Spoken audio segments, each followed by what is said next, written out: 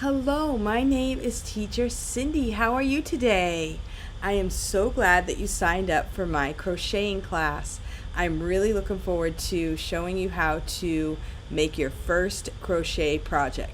Or maybe you do know how to crochet and you just want to complete a project. So I'm so thankful that you came here and I can't wait to get started. This blanket behind me I made just recently, and I'm going to be gifting that to someone I know very well and I love. So this is all crocheted behind me. So thank you for coming to the class, and I look forward to what we are going to work on together. My hopes for this class is to teach you how to make a dishcloth for this class, and then I will have another class and we'll make a new project, and then eventually, if I have a lot of people that are interested, maybe we'll start a live crochet club. Wouldn't that be fun? So we could have a live class where all of the crochet friends could meet up and share their projects. I hope that we get to that point. So for now, let's get started from the very beginning. Welcome to Crochet Corner. Hello, hello, hello. Welcome to this class.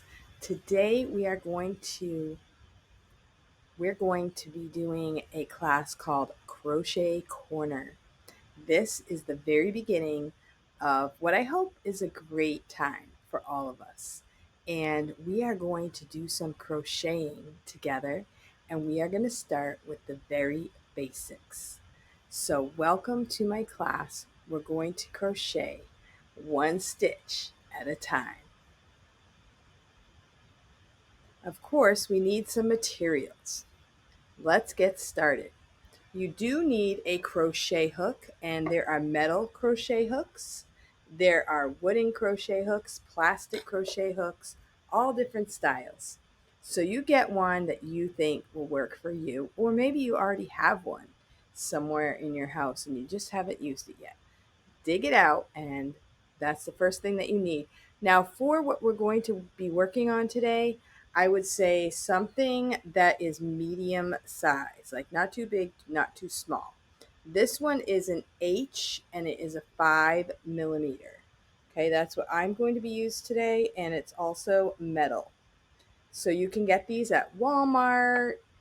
Of course, you can get it on Amazon, local hardware store. I'm not sure the dollar store has them, but they do have yarn, and they are gathering up lots of craft items. So check your dollar store if you want to. If not, definitely Walmart, our local hardware store also has them. You need some yarn, and we are going to be making a dishcloth. So I would recommend for today that you could get some sugar and cream, and this is 100% cotton yarn. Okay, and if you would just like to practice with regular yarn, any type of yarn would actually work for this project, but if you want to make a dishcloth that is usable, you go with the cotton. If you have just regular any type of yarn, this is acrylic yarn found at Walmart. It says 100%, what does it say? 100% acrylic yarn. And this type of yarn is your basic yarn. You wouldn't want to make something really serious with this. It's kind of, you can make baby blankets and things like that, but it wouldn't really work well for a dishcloth, but you could use it for a coaster or something like that. This doll right here was made with acrylic yarn. That also works. But like I said, I would like to make a dishcloth today, so I'm going to use the 100% cotton. You need scissors, maybe some stitch holders. They're plastic. They kind of look like a little safety pin. You can also use a piece of yarn, a piece of string. You don't have to have the official stitch holders.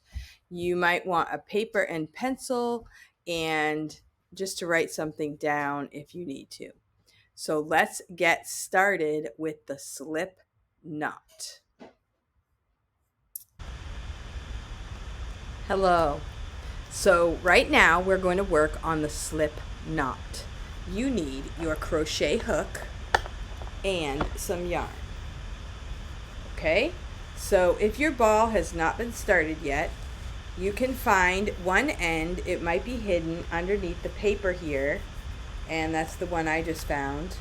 And you also should have another end inside your ball. Let's see if we can find it. Sometimes you just kind of reach in and pull some yarn out. Sometimes it's easier than others, but there is, oh cool, I got it. So I just reached in and pulled out the middle, and it's good if you can take your yarn from the middle of the ball, because then it won't get tangled up, but either way will work. So I'm going to go ahead and take mine from the middle. So a slip knot is, you're going to hold it like a U, twist, okay, twist so that you have it crossed, and then put one of those pieces in through the middle, and there you have a slip knot. You can put that on your needle. Now, this looks really easy when you've done it before. Sometimes when you've never done it before, it looks like a magic trick. So you can either pause the video, I'll do it again. Okay, you can hold it like this, twist, and then put the end through the middle.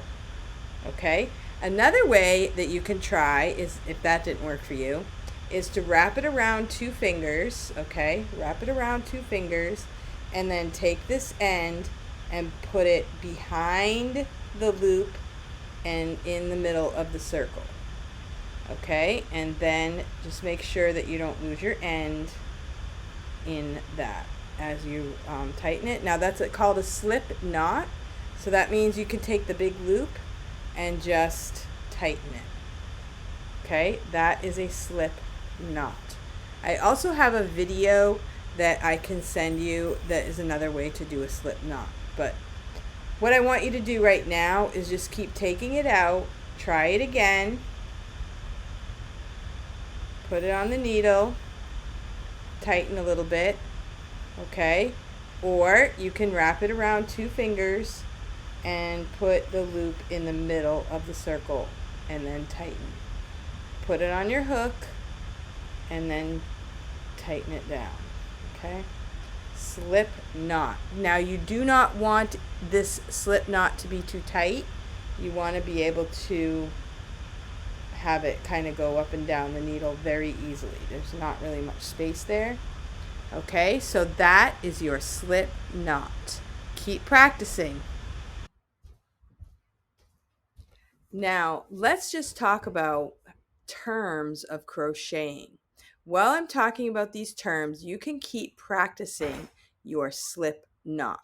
So what I would like for you to do today is to just take your yarn, any type of yarn, take your crochet hook, and just practice while I'm talking to you.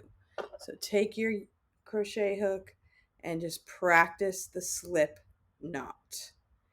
And then just take it out, practice it again. And I'm just going to talk to you about some terms today. First thing you need to learn how to do is the slip knot. Then we're going to learn how to chain. We're going to make a chain, and lots of projects start with chains, okay? So it's important for you to know how to make a chain. You're also going to want to make sure that you practice the chain stitch so many times that you can do it evenly. And then that is called your gauge. Making something with the same size stitches, not too tight, not too loose, and pretty much the same all the time is called the gauge. Now keep in mind that when you're beginning this type of thing, you're going to think loose. A lot of beginners start with a very tight stitch, so you might have to consciously tell yourself to do this with a loose stitch. Okay, so now we're going to talk about the chain stitch. Okay, so how do we do the chain stitch? The first thing you need to do is you need to have your slip knot on the needle. The next thing is, how do I hold my needle and my yarn Okay. So what you want to do is you want to have your end away from you, okay? And the part that's connected to the ball, you want that in the front. Now, you might end up with your own little way of holding it, but the way that I hold it is to have the yarn over my index finger and then over my ring finger, like that, okay? And then I hold it like this. Now, I kind of hold it in my hand like this because it kind of keeps a little bit of a tension on the yarn itself. If you don't hold on to it, the yarn will be too loose and then you won't be able to get a good even stitch on it. Okay, so that's how I do it. So I hold it like this, and I have seen lots of videos, people holding it different ways, you know, hey, my grandmother showed me this way or whatever. After you get going, you might find there's another way that works for you, but this is what I found works for me. Okay, so now what we're going to do is we're going to take the needle, we're going to go under the yarn that's connected to the ball, and I'm going to kind of pinch this stitch right here to hold it in place, and then that stitch is going to kind of go over the top of the yarn that I wrapped over. Okay, so wrap it and then pull it through. Okay, wrap it and pull it through. All right, so can you see it? I'm going to put the computer down so that you can see my hands a little bit better. Okay, we're going to hold the needle like this, and then you're going to go under the yarn, and then you're going to pull it through. Now, when I see this on videos and stuff like that, people do it really fast, and as I said before, it comes with practice. Don't expect that you're going to do it quickly the first few times. Just keep. Now, I also do kind of flick my wrist a little bit. I pull it and flick my wrist and pull it through. Okay? Pull it through. So you're doing the bottom over the top loop, the bottom loop over the top loop. Now, what I'm going to ask you to do is to keep practicing. Keep in mind, I've done this a lot, okay? My stitches are pretty uniform. Not exactly the same size, but pretty close to the same size. That's what you're going for. Now, when you are new to crocheting, what I want you to do is don't be afraid to take this out, okay? And then you want to do it again. Make your slip knot, okay? Pull the loop through, put it on your needle, all right, get it all situated, and then you're going to put over the index, over your ring finger, and then you're going to chain again. And I want you to keep practicing this. Now, if you would like to make chains, you make it really, really long. I have a granddaughter that loves to make chains, and she puts a little backpack on, and she will just keep making chains, just keep making the chain longer and longer and longer.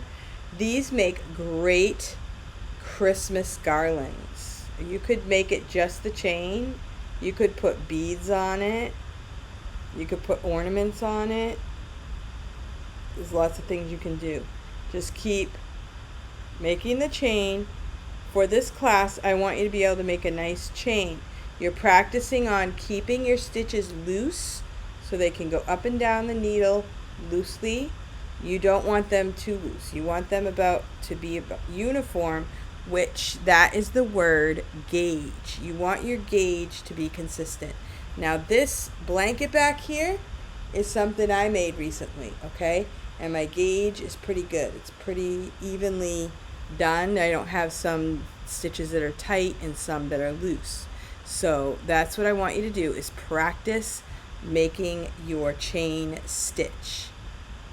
So you will want to practice the chain stitch many times before we move on to the next step.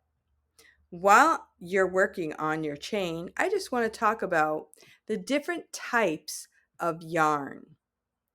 So there is a fine type of yarn, which would be 0. Number 1 is super fine, all the way up to 7, which is jumbo. So that would be a very thick yarn. And there are different types of yarn in between. Now, my dishcloth yarn that I'm using right here is a number 4. You can see on it, there's a number 4.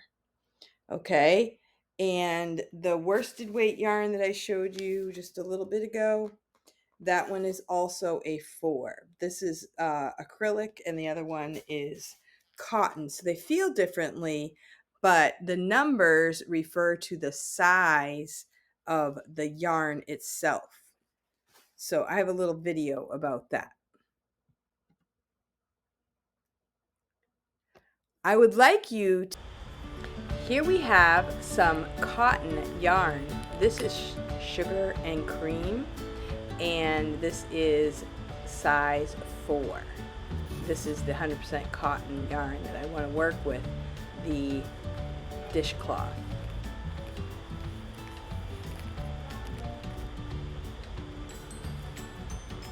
They have lots of colors and it usually comes in this size. You can also get this yarn in a cone and you can make many more dishcloths. Usually you can make about 2 with this yarn. And then we move on to the sock yarn. This sock yarn, I believe, is number 2 or number 1. This is number 1. It's very thin and you use really tiny needles, and you can either knit socks or crochet socks, and they are very comfortable. This is also sock yarn, and it makes its own stripes, magic stripes. And this is a very soft yarn, and this one is a number 4 as well. So let's see. We had all kinds of yarn in this store. This is the thickness. The number on the side is the thickness of the yarn. And this is a different type of yarn, but it is the same as the number 4. This is a fun yarn. I made a really nice blanket for my grandson with this type of yarn. This is a number 6.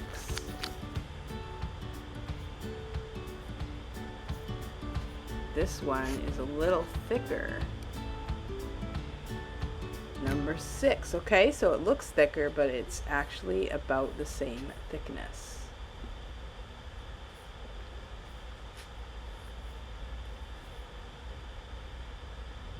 These are some awesome colors. This one is a 3. And this store had 1, 2, 3, 4, 5, all the way up to 7. I think they had some super bulky yarn as well. You can just keep working on that chain stitch while I'm talking, and think keeping it loose. Chain a few, take it out. Chain a few, take it out. And you could make, a really long chain if you want.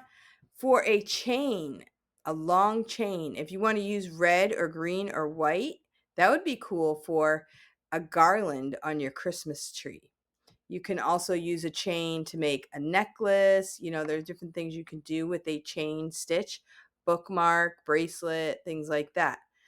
What I want you to remember with crocheting is that there are some basic tips. Number 1, practice makes progress. So you are practicing right now. If you've never crocheted before, you want to keep practicing. And if you pull it out and you make another one, pull it out, make another one, it's not that you're not wasting your time. You're practicing. You want to keep those stitches loose and you want the stitches to be uniform. Okay. And remember, that is called your gauge. And crocheting does take practice. You might see your grandmother or your mom maybe, or another friend that crochets really well. They're so fast, but they've been practicing. It does take practice. It takes determination, and you'll get it eventually. but at the beginning it might seem a little weird or difficult. Here is a practice page for you. See if you can unscramble these crochet words. So you could pause the video and try these out and just restart the video when you think you have them all right. Where does yarn come from? We can get yarn from sheep, and we might call that wool.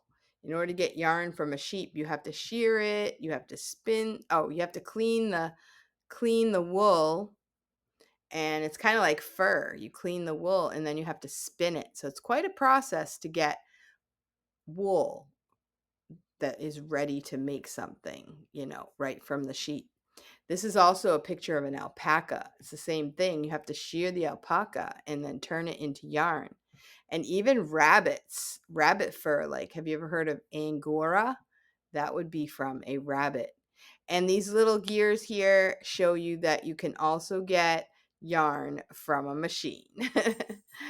All right, so thank you so much for watching this video. I hope you practice that chain stitch, practice that slip knot, and we are going to do some work on the next lesson. We are going to chain, and then we are going to start the first row of our dishcloth. So I'll see you in the next video.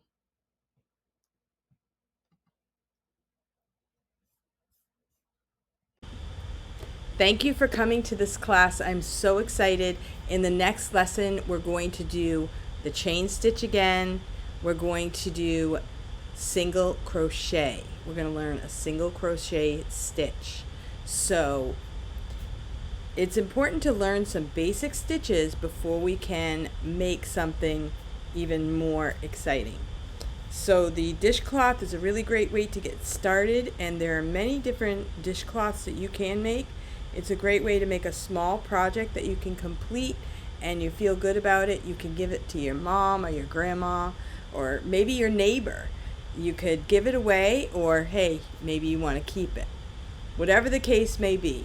So I do have an example of the dishcloth that we are going to make.